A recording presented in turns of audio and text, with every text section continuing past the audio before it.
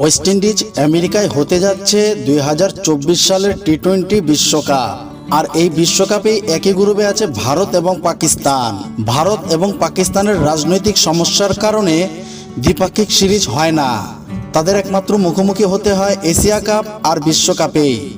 এই Asia cup আর বিশ্বকাপের মঞ্চে ভারত পাকিস্তানকে দেখার জন্য হাজারো কোটি দর্শক অধীর আগ্রহ নিয়ে অপেক্ষা করে।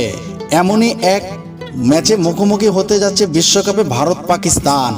আর সেই ম্যাচেই হামলার হুমকি দিয়ে রাখলো আন্তর্জাতিক জঙ্গি সংগঠন আইএস। ভারতীয় সংবাদ মাধ্যম ইন্ডিয়ান এক্সপ্রেসের প্রতিবেদনে বলা হয়েছে, বিশ্বকাপে ভারত পাকিস্তান ম্যাচে হামলার হুমকি দিয়ে জঙ্গি সংগঠন আইএস।